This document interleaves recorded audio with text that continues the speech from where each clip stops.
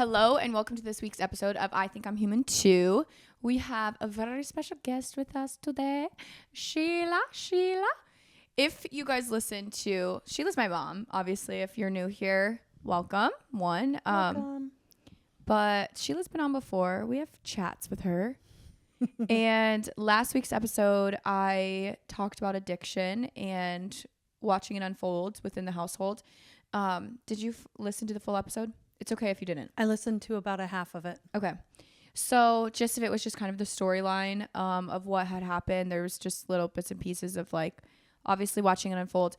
Why I wanted you on for part 2 is one, because you were already here and I thought it would be a good different perspective. Okay. Because one, I was a child in the situation, so what the fuck do I know? And then you were obviously the parent. And I feel like a lot of times addicts, when people look at addicts, they go, well, what were the parents doing? You know? And I feel like that's, obviously every addiction is situational, whatever got them started. It could have been somebody with an amazing life who just so happened to have gone to a party and decided to touch something for the first time, and they have amazing supportive parents at home. Like every situation is different. It doesn't mean that they had a shitty home life. So I kind of wanted to talk from that perspective of a parent. And yeah, so there's a couple people that have asked questions that we'll go over, but Okay. give me your storyline. I had shared my storyline of what had happened, but I'm sure again, I was a kid. So there's a lot that's like missing, or like give your storyline of what had happened without using names. Explain her and your relationship and then how it kind of formed. Okay. Her addiction. I had two stepchildren who were each 7 years older than both of my children. Their father had custody of both of them, different mothers. So I was the third mother figure in their lives, along with their grandmother. And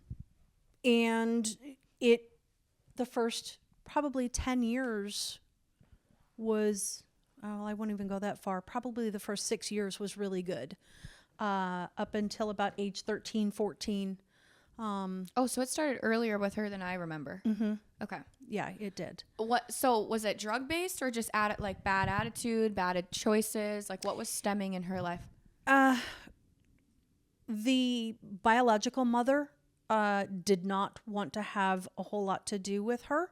Okay. And she started to realize? She was very jealous of you and took a lot out on you and your older brother, and me. Would always call you the princess, because she felt that you were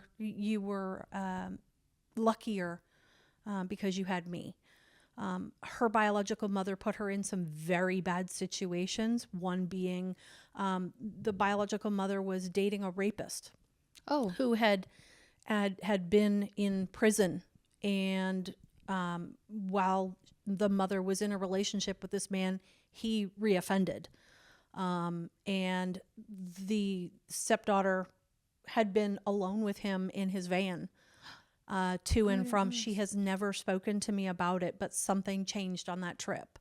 I have my suppositions, but it was after that we started to recognize that biomom didn't care at all about her safety and well-being. It was, biomom has her own issues, and I am not knocking those in any way, shape, or form. Everybody's got something they're working on. Mm-hmm. Some people are meant to be moms, others aren't. Yeah. The addiction, we didn't realize was really an addiction until later on. Things started with Roxy's, was what they were called. I don't know if you remember the clothing brand Roxy. Yeah. Everybody was wearing Roxy at that time.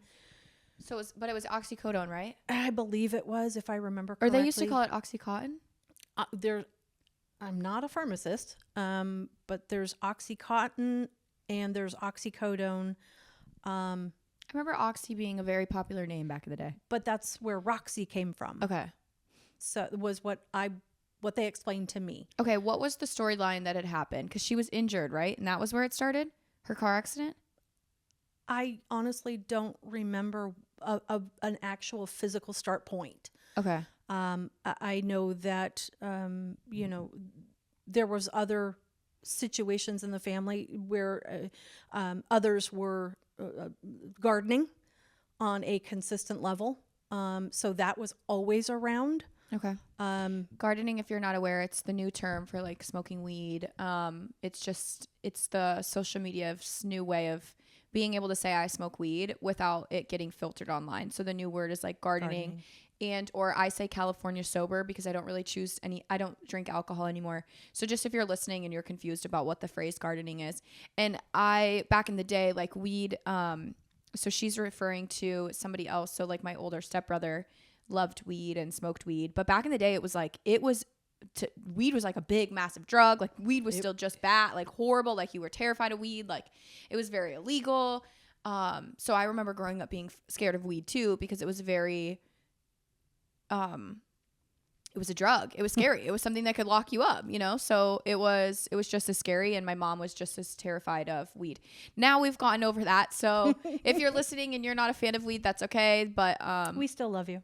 We still love you. Hopefully you can respect our decisions too. Please. I'm not as scared of weed anymore, but I get my gummies through the government, so I feel like why would they lace us? I don't buy it from like people on the street. Anyways, I wanted to give that because I know a lot of people in my comment section are like, what do you mean gardener? Oh, okay.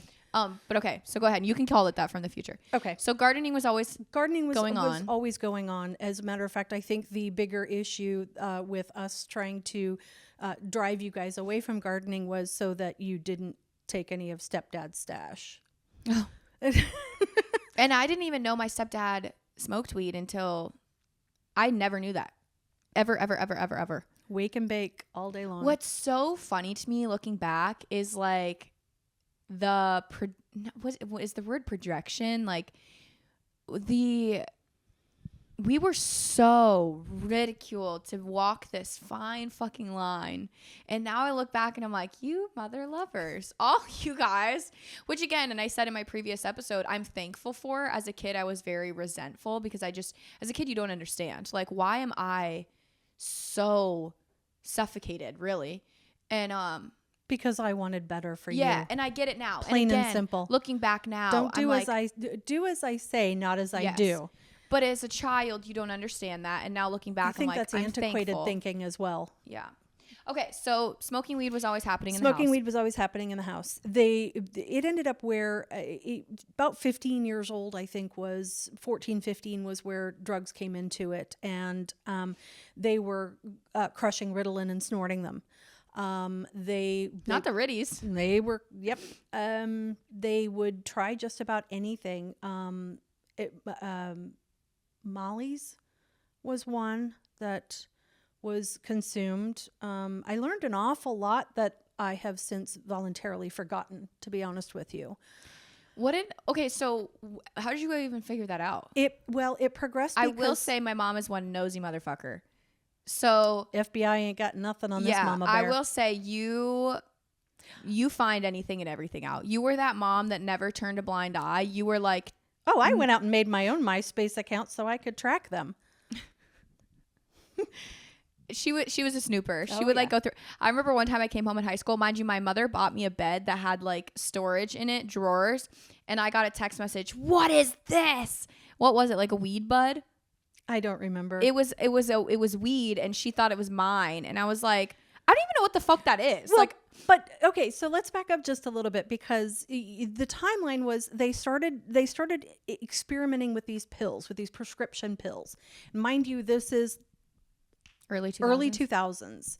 So it was just pain pills and pain meds were just being given out like candy. Given out where? Like in doctors? At doctors' offices. You could go to a doctor's office in Pinellas County and not even be seen. And you would go in and they would write a prescription for you and you'd walk out the door. They were closing those things down in this time frame. It was just not good. Florida's always been kind of the place to, do some sketchy shit. And the law kind of is like, maybe, okay. But it ended up where they cracked down on it, and she had been experimenting. to the point where she started to go downhill. I realized it as we were sitting out on the back porch, just having a conversation, and she would attention to just the mic. literally zone out. You'd catch her. She'd be sitting with her head tossed back and just almost Falling asleep. drooling. Yeah. And so we recognized that she was taking pills at this point. She got in with a few. Okay, so when you were realizing this, what was your guys' thought? Like when you got as parents, like what? I thought, what the hell am I going to do? And how am I going to protect her? And how am I going to make her better? How am I going to help her? How am I going to be the mother figure and allow this to happen? Not on my watch. Yeah. No. What were your guys' conversations like? Because you had to tell him, right? Her dad / my stepdad at the time. He denied everything. Okay. So he was in denial. He was in denial. He had a softer spot for you girls than he did for the boys. He was very hard on the boys. But the girls generally could do just about anything they wanted. Not true.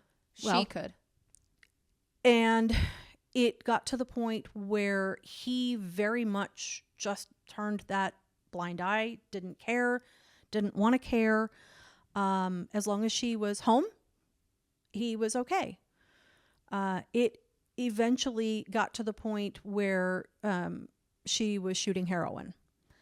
What timeline is this? How old do you think she was at this point? She went down the hill fairly quickly, and I want to say she was 18. No. She had to have been older than 18. I don't think so. Really? Yeah, because you were 11. Heroin 12. at 18?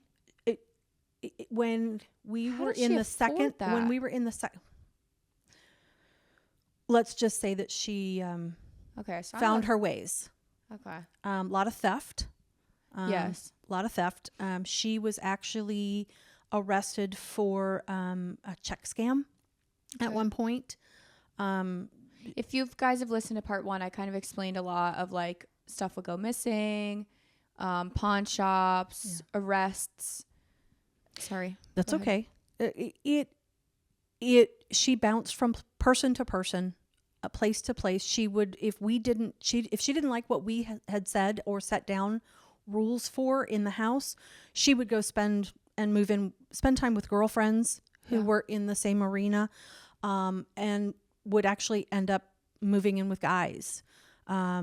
Playing house is the best way that I can describe it. Yeah. There's no judgment there. She just would go and make herself the Find her person ways. to, and Because she never really had a solid good guy, right? no,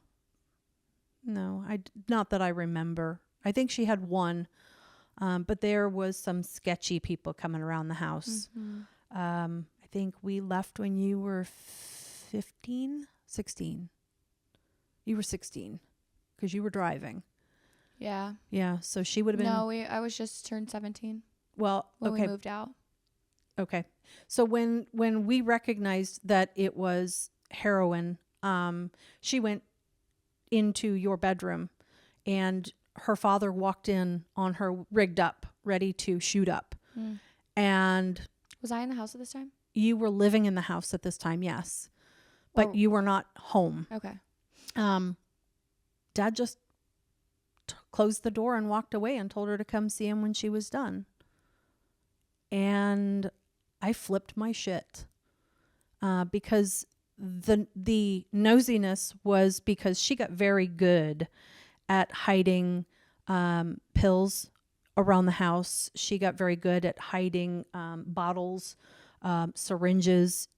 She would have kits made up that she would leave around, and she'd hide them in your things. So nobody was safe in that house when it came to me never trying knew to this. find it. It was rough. And when I recognized that he was okay with her doing this, Do you know why? Like, was it he was an addict. He had actually spent time in prison. Really? Yes. He actually had Give a me the friend of tea. his from Europe who would ship him he would ship him drugs in cassette tapes. But he was younger. Okay, so he would get cassette tapes shipped from Europe with stuff in them. With stuff in them, yes. And with hash in them. Okay. And he How would old actually... was She was probably a year or two old. Okay, so he was in his 20s at this point. So now we're talking about my stepdad. Her ex-husband. Right. So he actually... So he had that... He had a very bad cocaine habit. Okay. That he would inject in the early 80s.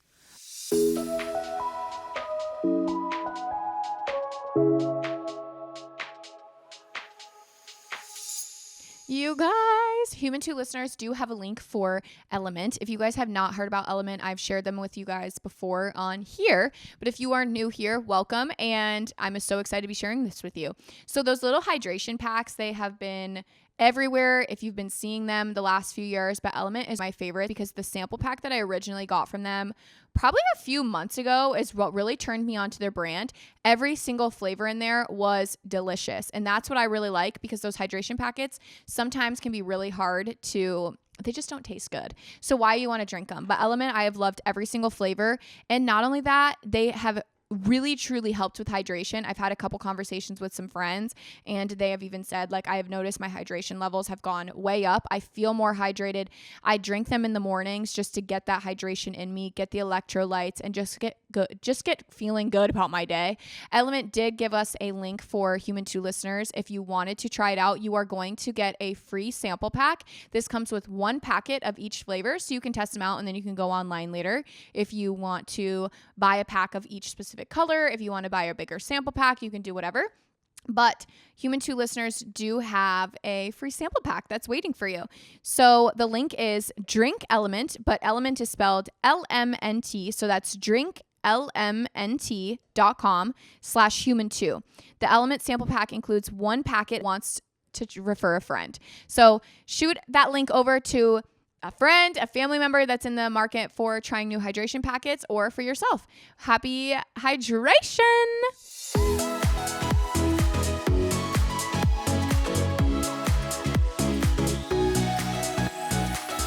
Okay, so he understood it. That's where he totally got understood that it. mindset of like not necessarily turning a blind eye, but having an understanding eye. His mother was very hard on him and sent him to a boys' camp.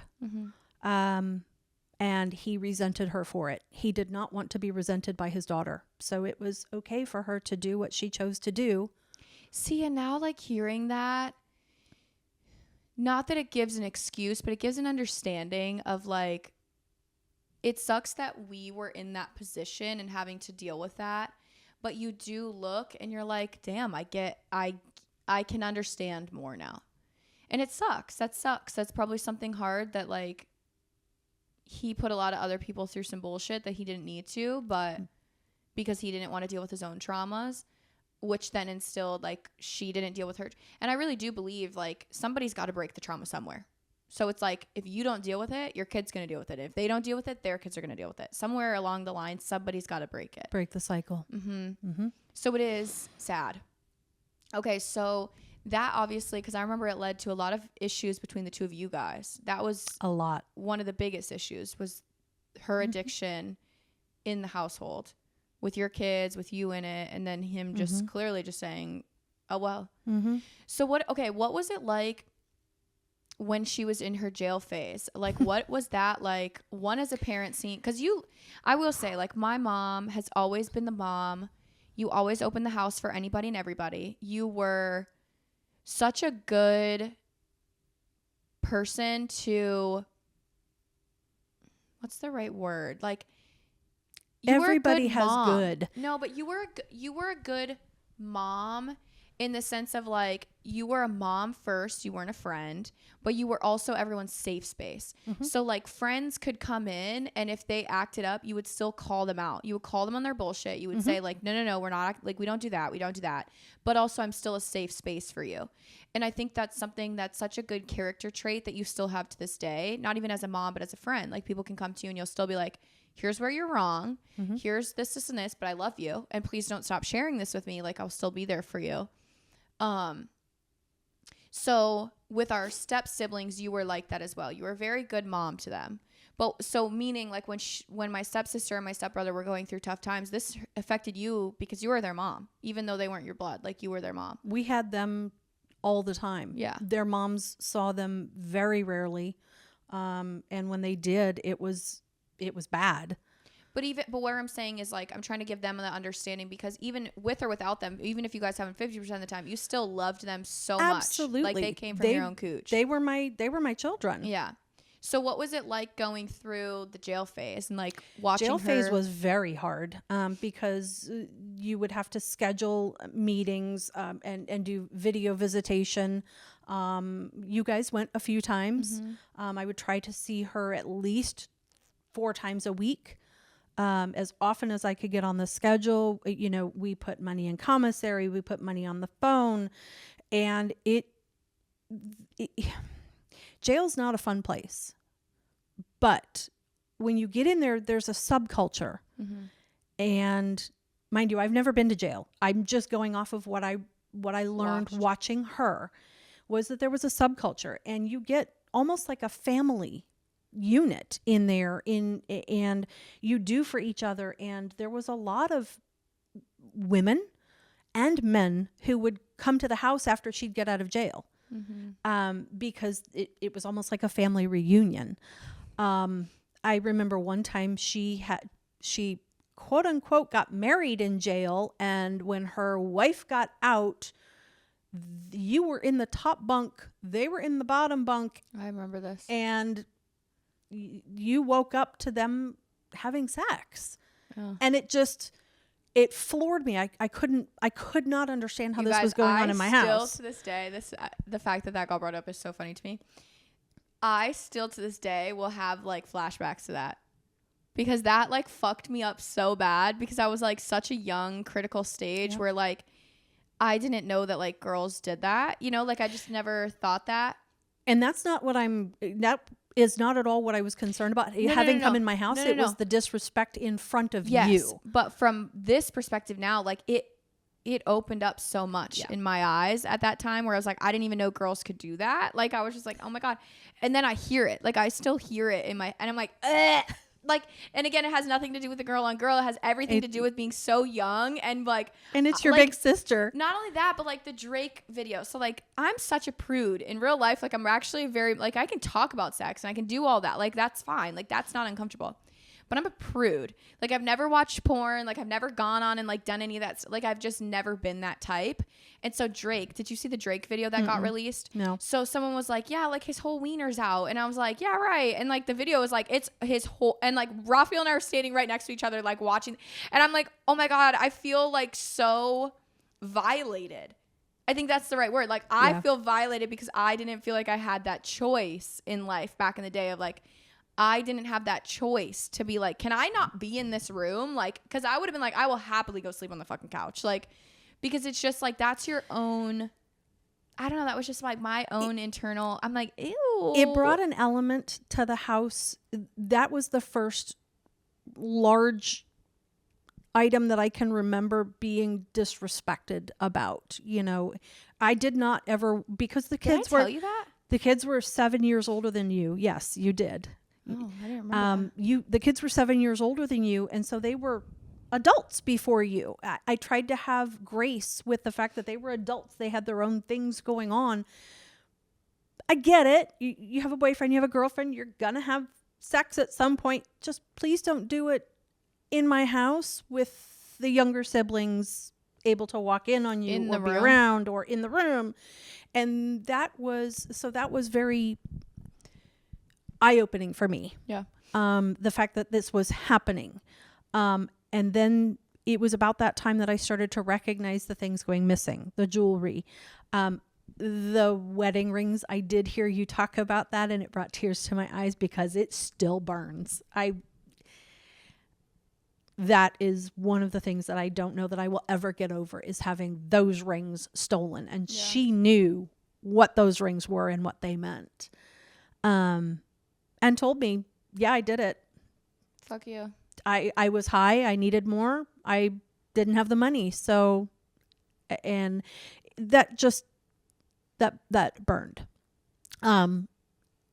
It was around the time that and I don't have exact timelines. All I know is the large items that keep coming back in my memory, her being put on house arrest and everybody partying at our house because she was on house arrest. Hey, like, oh. And it's funny because there's so much that I don't remember. I feel like my subconscious just turned so much of it off. I blacked so much out. I will be honest that you talking about it and me watching the half of an episode, I had to take time to process it, and I still haven't gone back to look at Sorry. it. No, you need to talk about this, but we also need to recognize that addiction is not just drugs. It could be shopping, it could be gambling, it could be drinking. Addiction is addiction, and it's a beast that a lot of people deal with, and we really should talk about it more. Yeah. I do remember her being in the house, and there was a warrant out for her arrest, I believe, or they wanted to question her and her boyfriend, and they were at the house, and the cops showed up at the door, and I had to deal with that. There was a point in time where your stepfather moved out for other reasons and left me at the house with the 4 kids and his mother, and there were people coming in and out of the house, like the front door would be left unlocked, and I remember that. people would walk in the middle of the night, 3 a.m, and you've got somebody knocking on your bedroom door going, hey, I need to see so-and-so, she owes me money. Get the fuck out of my house. Seriously terrified. I think no, like, I'm so happy we're able to start to, like, I'm saving a space for this conversation because people don't realize. I think that's my biggest annoyance with the 3 of them. So my 2 step siblings and my stepfather, I don't think they realized the things and the damages that they were doing long term to other people. And I think so many people look at my life and are like, oh, you got a good, like, how did you get here? What did you do? Hard work and a lot of knocks. Yeah. And it was a lot of times of feeling like you have no control of your own life, your own safety, your own, like, that was where I was saying in the last episode of how many times I was in some random man's apartment without even realizing what could have gone wrong at 10 years old. And that is terrifying to me. But, like, people wonder why I ended up with such a strong, protective man. Well, because I was scared fucking shitless.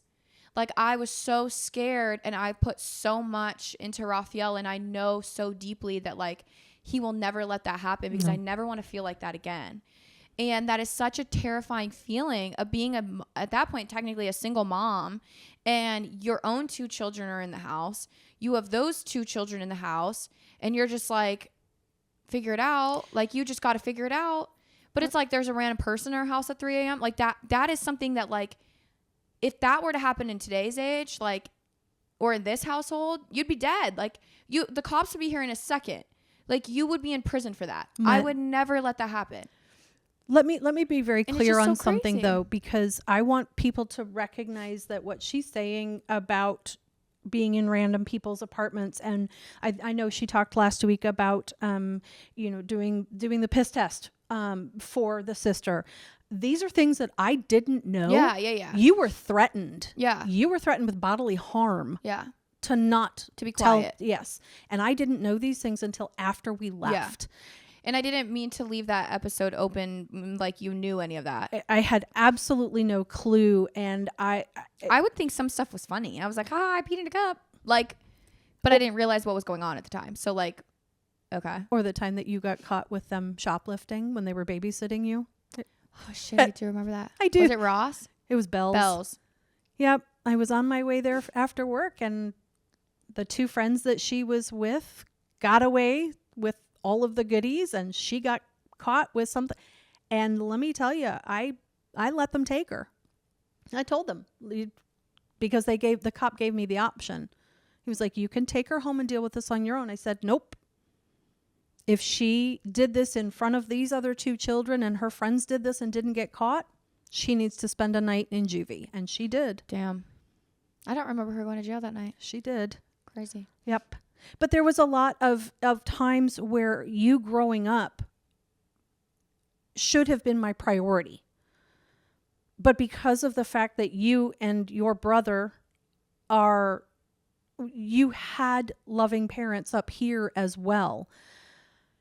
You had a different support system. You had a different support system. Yeah, and I really tried my best to do the right thing for this family by supporting her, giving her the tough love, trying every tactic that I knew, because this was all brand new to me. Yeah. And doing what I thought was right.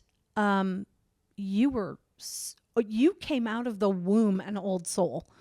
You were always teaching people and helping people and doing things and being the stand-up person with a good conscience and good morals that I wanted to help her with. She started out that way, and then things started to degrade. And so once that started to happen, that was when I started to get hard on you. Yeah. And we fought. Because all of a sudden I was paying attention to you. She was mainly gone, but here you were. I think addiction changes. It changes people. It changes families. It is not an easy horse to ride at all. So I kind of want to dig into that. So now that we kind of got a lot of the storyline out and I of the hope way. I answered. No, you're enough. okay. I want to talk more from like your experience. So if there's another mom out there listening and is like going through this in today's age, I want to go back into like your mindset, not necessarily the exact, like her actual actions or what she was going through or what she was doing, but what were you going through? What did it look like when you first found out? What did it look like when you guys both came onto the same page? What did the fights look like? What did it look like to say, fuck this, I'm no longer doing soft love, it's tough love? What did it look like to ultimately, you not necessarily, like at the end of the day, your guys' marriage ended because clearly it wasn't meant to be, because I feel like if it was, you guys would have maneuvered through that. But I really do feel like that was a main driving factor. You learned a lot about him in that time frame of life too, and like his morals and his values, and ultimately it was a big deciding factor in a divorce. So like a marriage ending is huge. Like what was all of that like? And then also still having to be a mom to show up for your other two kids. You also were still a working citizen to show up to your job. You also were still a daughter with parents to deal with and a sibling with siblings. Like what was all of that like to hold that on your shoulders and to not internalize the guilt of like, I fucked her up, because you didn't. Well, and I don't mean that an addict is fucked up, and I don't mean in that sense, but like you're assuming that I didn't hold guilt. No, I know you did. Completely. That's what I'm saying. Like, okay. That's what I'm saying. Like, what was that like to still show up with all that on your chest? Like, that's a heavy fucking chest, Mom. I think that what we need to understand here is that everybody here should know your father, Bill. Yeah. And what an amazing man he was. And I had left that relationship and moved back to Florida and was planning to spend 1 year, get my own apartment, spend 1 year single with you guys, just focusing on when I was like 1. You were 2. 2. Okay. So this is late 90s. Yep. So I was planning to do that. I met him at work. He had 2 older children. We got along great. Had a blast. Took you guys to different like zoo and the beaches, and we just had fun, and the kids loved you. It ended up where I moved in with him, and because of an argument between myself and my father, and I moved in with him and started taking care of all 4 of you.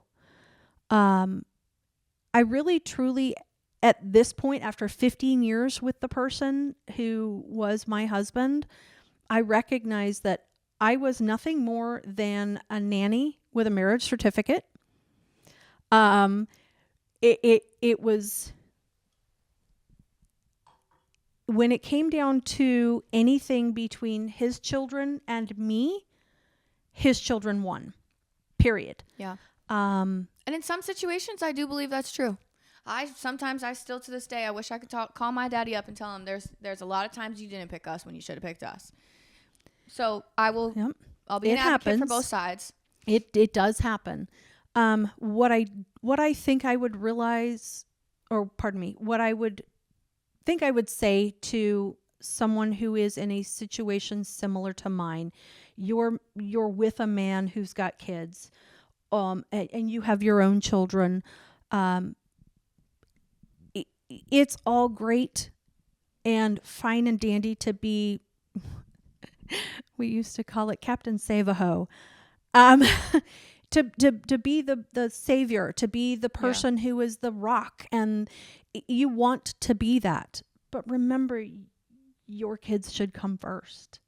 What if it is their kids? What is a mind like that? What's something to like? If it is your child, the one thing that I learned was that you cannot stop someone from being an addict. You cannot stop them from doing what it is that they're doing to themselves. Boundaries.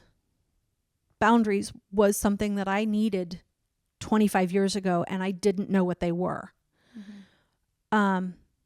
Boundaries to say, you're making that choice, or you're doing this and it's doing XYZ to me, and I cannot allow that to happen. If you know, and help them, listen to them. I think from her experience, from my experience with her, she never had anybody that she could really trust and count on. Yeah. And she was beat down mentally, emotionally, a very strong girl on the outside. But on the inside, all she wanted was her mom. And her mom didn't want her.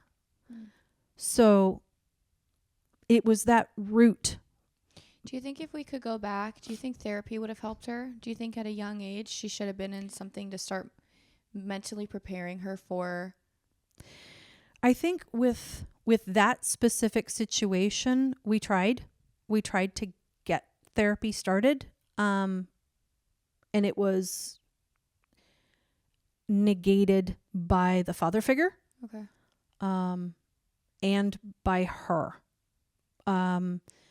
Which again, if your parent is telling you this sucks, you're gonna be like, oh yeah, it sucks. Yeah, and I've had another scenario with another person in therapy that we tried to get help, and they lied to the therapist. If you're going to go to therapy and lie to the therapist, don't waste your time or the therapist's time or your money. Quite honestly, if you're gonna go to therapy, recognize, be open to it. There's something that you can learn from it. A kid, I would have kept going. I would have kept him going. So she's referring to one of my brothers, or my brother. We sent him as a child. You sent him as a kid. Yep. And he would lie in therapy. My thought is just keep him going. At one point, he's going to start fucking breaking down. The therapist told me there wasn't anything she could do if he was lying. Happily, we're finding a new one.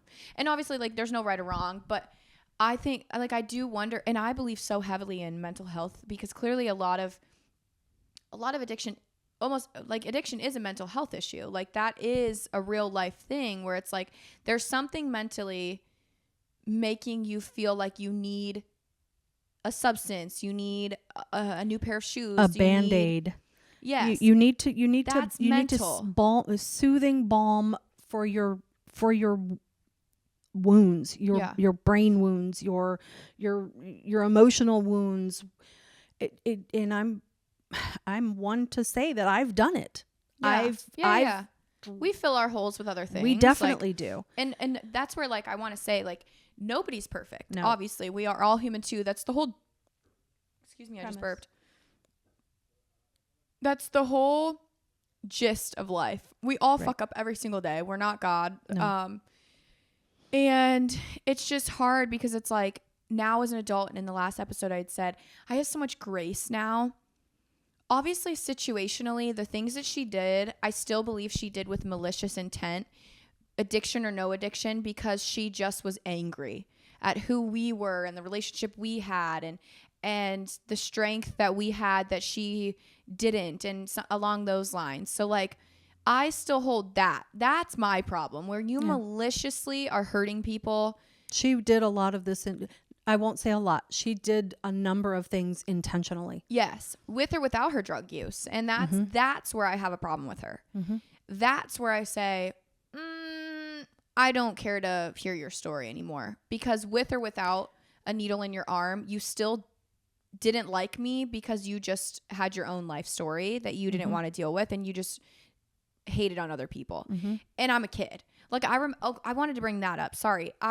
This is going a little bit back. So there was a timeline where we were broke as a joke. Like broke as a joke. And she was getting bailed out of jail. How was that as a mom being like, I can barely feed the kids that are in this household? How do we have hundreds and thousands of dollars, not hundreds of thousands, but hundreds and thousands? It was in the tens of thousands that I spent. I'm sure. And I've done the math. I've went through and done the math on the bail money. Oh, I did. I don't Me and my high school boyfriend at one point, we were like, what? Like, we were like, what? How are we broke? Like, there's no... Well, and the thing is, I remember specifically it was Father's Day, and she had been bailed out and on my dime, because we always kept separate finances. So I was usually the one to bail her out because I had the extra money in the household.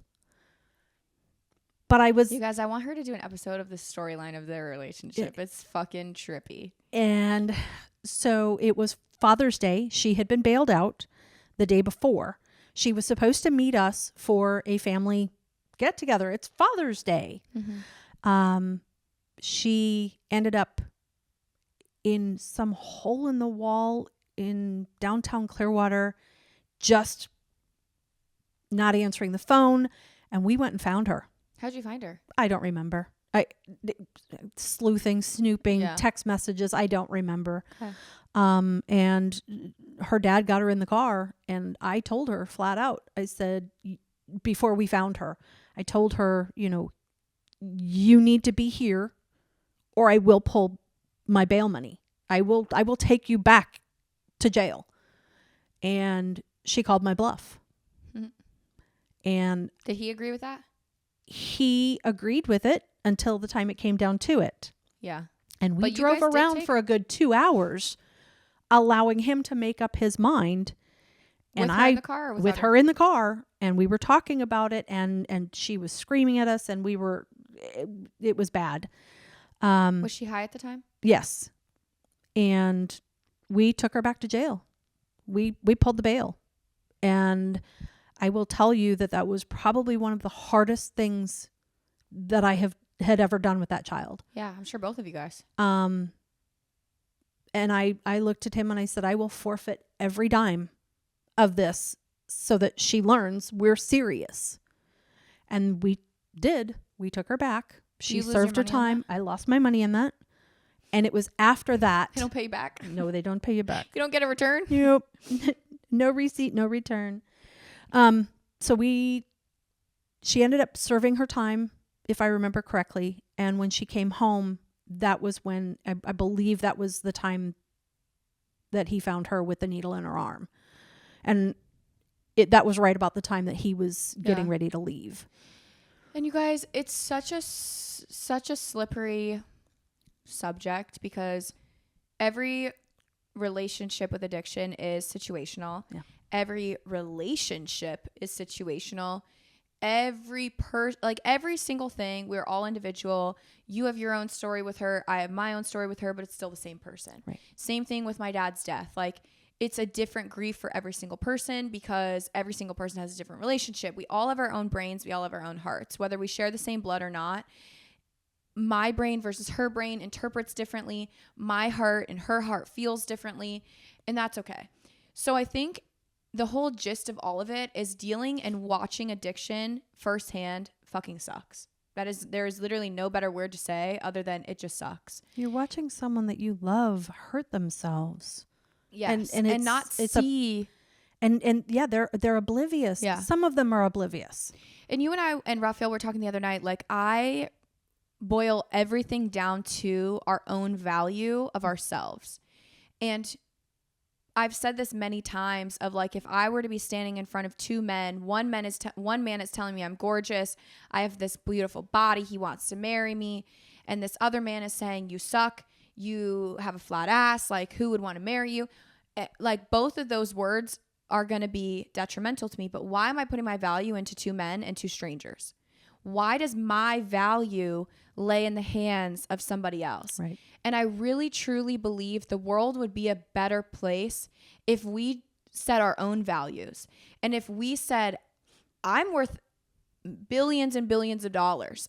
And I even say this of like, that means when you drive differently because you value your life. You value who you are. You want to go home. Like, you drive differently. Right. How many times have you been on the road and it's just some lunatic just gone, wow, wow, wow, because they don't give a fuck about their life, much less yours.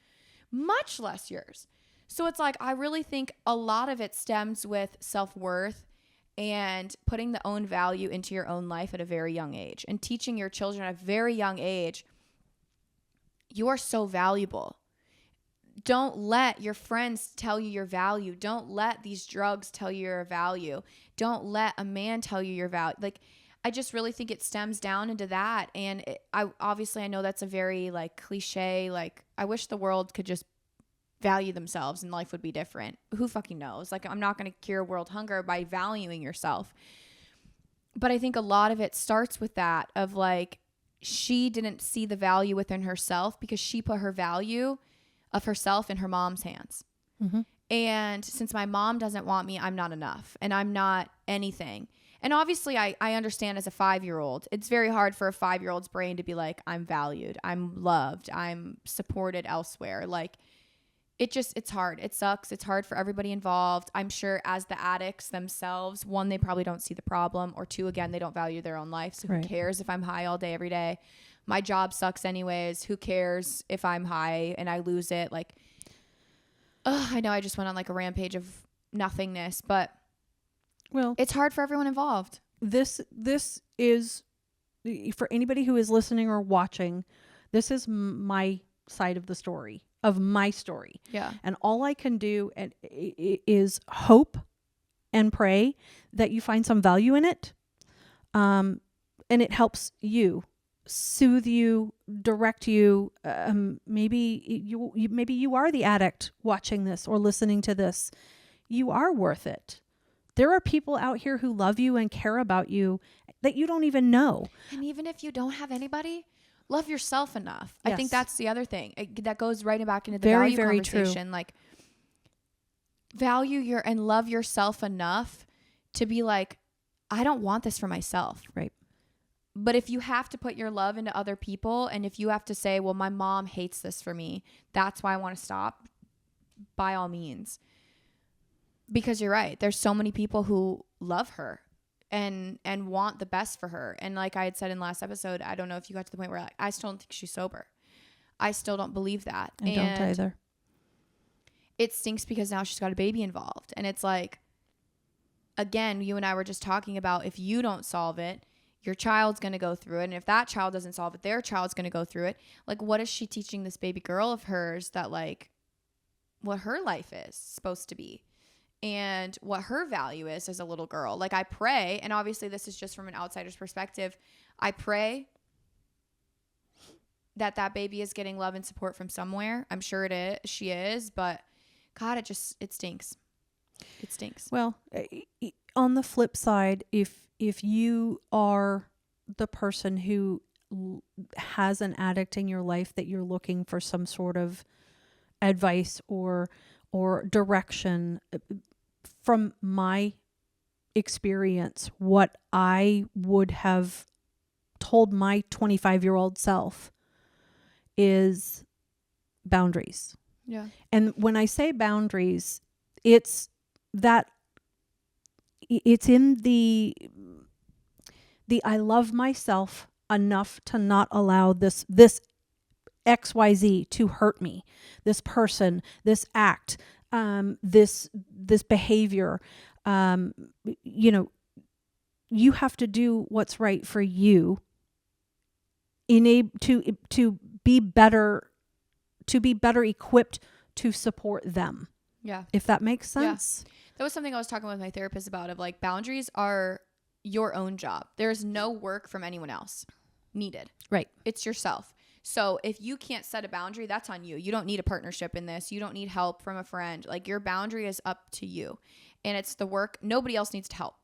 So your boundary is to say, you know what, like, and she explained it as a Target, right? Like, we're the store Target. You can have open doors, and you can be offering to a lot of people, and a lot of people can come in and they can get a banana from you. A lot of people can come in and they can get makeup from you. A lot of people can come in and grab shoes, whatever they need. Mm-hmm. But you still get to close at a certain time. Mm-hmm. I'll be open tomorrow. I'm going to turn off for tonight.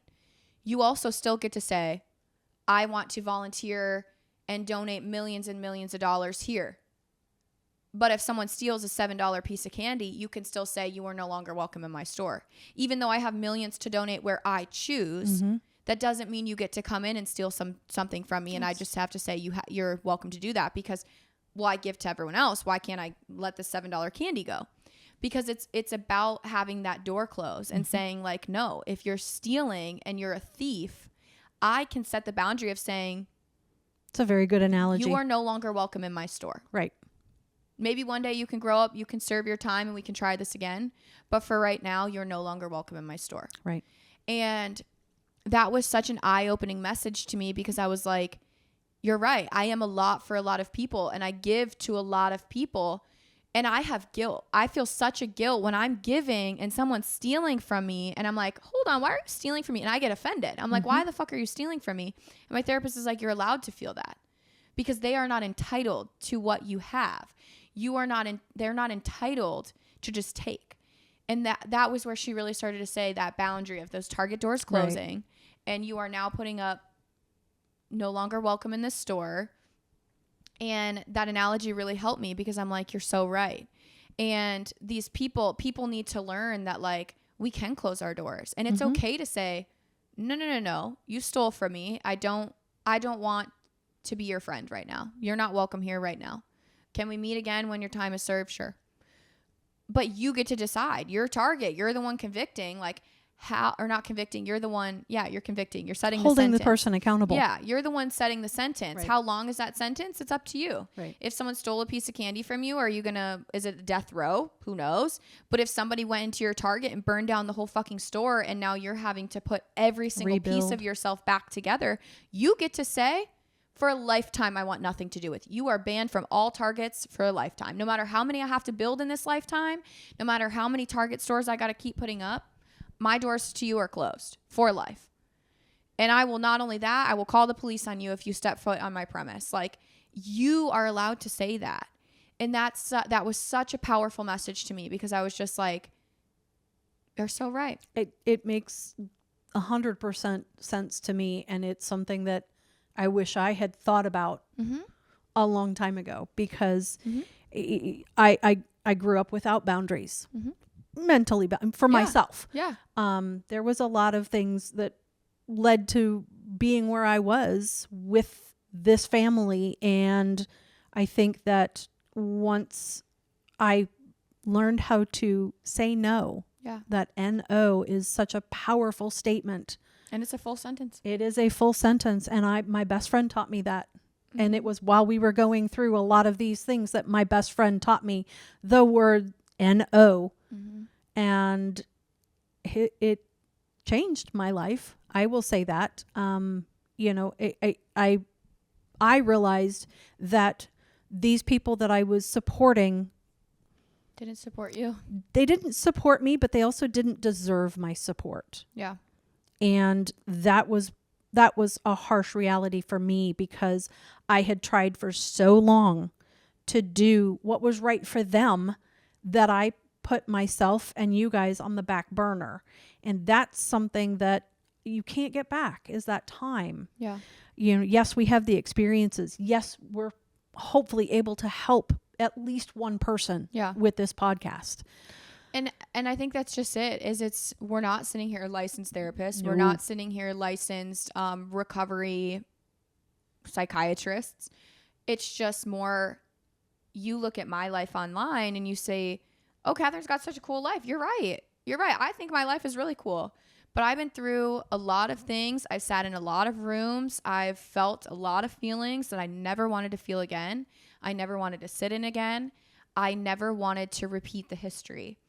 So I did so much effort and work, or put in so much effort and work to make sure that like I got out of that. And that's where I really do believe everybody has an out. Mm-hmm. You just have to, one, value yourself and say, I don't want this for myself anymore. I don't want, whether you're watching an addiction, whether you're anything you're going through, or whether you're the addict, like no matter what it is, it's up to you to say, I don't want this anymore. Right. What's my next step?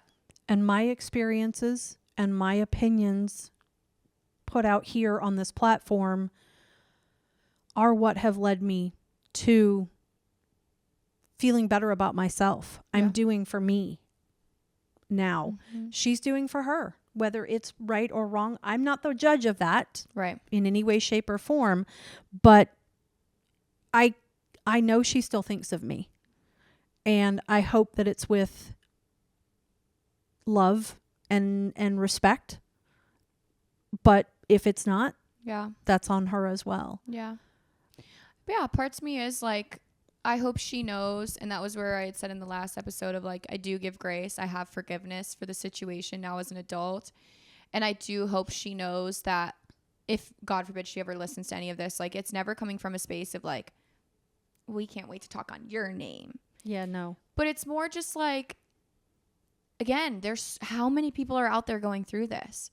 And I hope she does know from a perspective of still like, I still want more for her. To this day, to the day I die, I still want more for her. And I still want, and I'm sure everyone can say that about any addiction that they're dealing with or whatever they're going through. You want more for these people. And I really still, to this day, like I still have a mindset of like, she was so strong in my eyes. She was. Before all this happened. And I really do believe she's still alive, to my knowledge, to this day, because of that strength. She's got that strength within herself.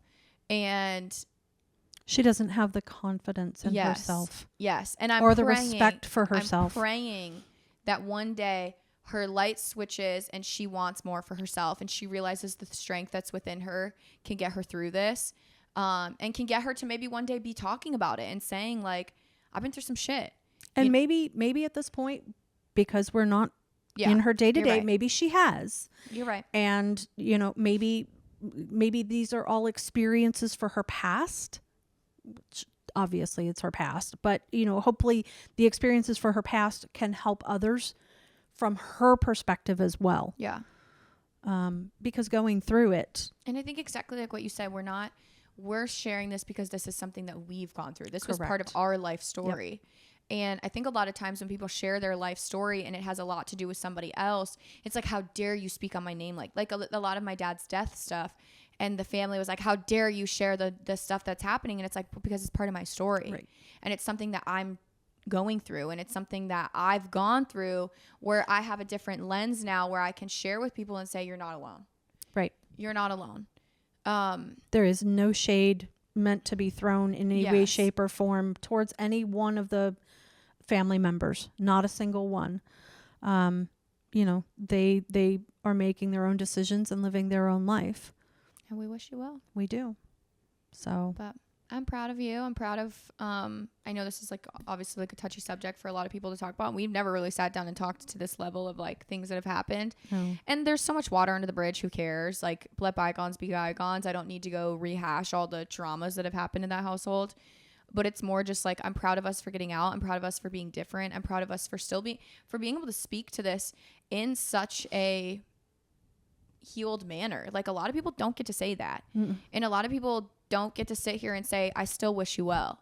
There's so many people that are like, I'm going to make it my life mission to make sure you serve your life sentence. And it's like, what the fuck does that even mean? Like, just move on. It's again up to us. It's our responsibility to handle our own boundaries, our own healing. and go from there.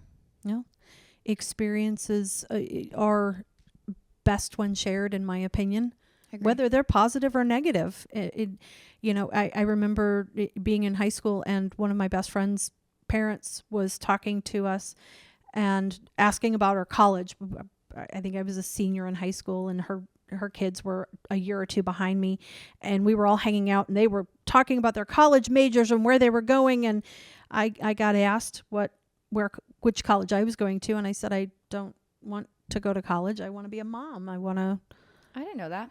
I want to be a mom, and we talked about raising kids, and I told them, this person that I wanted to be the mom that if I can help one person, whether it's with school or anything, that's what I wanted to do.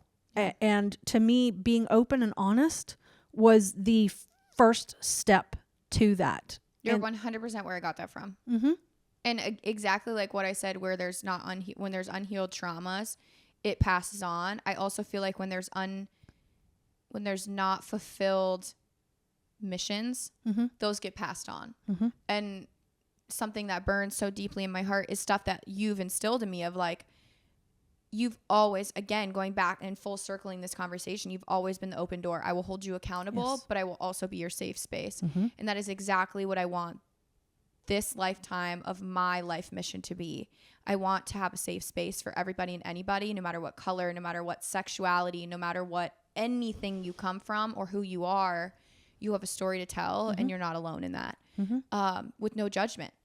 Will you get a real feedback? Absolutely. No. But there's no judgment sitting next to you, or not in you, but in general, whomever. So I'm thankful that that was instilled within me, because you've obviously made up a lot of who I am today. And my dad was obviously a lot of who I am today. And, right. and it's so funny because I think I was raised in such you guys have like my brain mindset, but my dad made up a lot of my personality mindset, if that makes sense. Mm-hmm. Where like, you guys have shown me what real life was, and like how to maneuver through it, and how to be a better person, and how to logically, like, obviously you're a very emotional mindset, but I think you channeled and encouraged a logical mindset. Mm-hmm. And then my personality is I actually feel like I have more dad's personality than I did like your personality, in a sense. Like I feel like I have the more like but it was such a fine mixture of both, and I'm proud to be your guys' kid. I'm proud to go on forward and knowing your guys' mind and your heart and being able to fulfill it for the both of you. Obviously his legacy is now in my hands and my brother's hands, and I want to honor that. So it's so cool to be able to do this too with you in real life, and you being like, cool, like you're fulfilling things that I wish I could have. But it didn't just like come to me one day where I woke up and was like, I want to change lives. It was like, this has been planted in each level of my life. And that was due to you guys, of saying, we're going to grow this to be a big flower one day. Like there's so many parents out there that don't, start seeds early on. And you guys were very good at that. I think that makes me very happy to hear. I've not had you tell me that before, and I'm proud that I've shaped such an amazing human, helped shape such an amazing human. But what I will say is that, talking about this and being on these couch conversations with you, I think they've helped strengthen our relationship and see things from different perspectives. Mm-hmm. And I think that regardless of what brought us here, I wouldn't, as bad as some people could say they were, or as would I change any of it? If I knew that it would change this moment in time, no, I wouldn't change it. I agree. I'm on your side there. Was it hard? Hell yeah. Was it terrifying at times? Hell yeah. Yeah. Was it, emotional and guilt-ridden? Yep. But there was also a lot of good too. Yeah. There's a lot of regrets, but you got to just say, yeah. I mean, at the end of the day, and I say this all the time, our realtor in Texas, she said this, when you're like weaving a rug, right? Mm-hmm. On the back side where you're weaving it, it's just a bunch of little clusters that don't make fucking sense. Right. But when you turn it over, it's this beautiful canvas of such a beautiful picture. And you're like, and you flip it back over and you look at all those clusters, you're like, oh, these are cool. Like, look at what all this makes up, you know, Yeah. like what a beautiful photo or a beautiful rug or whatever the case may be. And when you flip it and you look at the clusters again, you have so much grace for them and you have such an understanding for them and you're thankful for them because those clusters led to a beautiful photo. Correct. And that was another analogy that changed my life of like, well, looking back, I'm like, that was a cluster in time. That was a cluster of fucks. And you're like, damn, but it's led me to here. Yep. It's made me be who I am. I am who I am. And that cluster meant something. And that cluster added to this. You are that beautiful rug, and our experiences that we've talked about are the knots behind it. Yeah. So you're allowing people to see the behind the scenes with conversations like this in order to facilitate the conversation, hopefully, with others and help them see that they're not alone. Yeah. They're the back of their rug that they think is really messy and ugly. There's beauty to it as well. Yeah. We've said this before on episodes together of like, your parents are still people too. Like this is your first day of today ever. And we're all just doing our best to have that grace too for your parents, to understand that forgiveness level. And that came losing my dad. Like I didn't have that grace for you guys. I had such a high standard because your parents know it all. They tell you everything and they want you to be perfect. So you want them to be perfect. And it's just not like that. And losing him really changed my mindset of like, he was just a normal human being. Yeah. And like yesterday I found a birthday card where it was my 18th birthday and he was like, happy 18th birthday. Can't wait for the next 18. And that really fucked me up because I'm like, yeah, it did. He didn't get that next 18. And that's such a mind altering, losing him was such a mind altering thing for me of like, you really truly are never promised another day. Mm-mm. And you really are just doing your best and you're looking forward to tomorrow just as much as I am, you know? So that grace and that forgiveness for really everybody is so important. And again, I can still have that grace and forgiveness for the people who are stealing my $7 candy bars, but you are still no longer welcome in my store. So I want to point out one thing. You said that, and I know you were just explaining, I never wanted you to be perfect. I wanted you to be better than me. Right. And as a parent, I think that's where, if you're expecting perfection from your children, or you're expecting, carbon copies, whatever you want from them, just let them be humans. Allow them to come to you. Allow them to talk to you. Allow that safe and open space. How many times did we have I ended up having temporary custody of 2 other kids whose mother was an addict. Yeah. We had people living with us off and on throughout because our house was a safe space. Yeah. Because I didn't want people to go through what I'd gone through, So I think that you're doing a hell of a job, and I hope that we've helped someone out there today. What an episode, y'all. What a day. I still need to get to the nail salon. Happy Monday. All right. We will see you guys next week. I know I actually had a questionnaire out there, and then also I've went through my email and there is a ton of email submissions as well. So I wanted to do that with you, but we've literally spent this whole time chit-chatting. So next week episode will be all of that. So I'm sorry if you were coming and tuning in for that.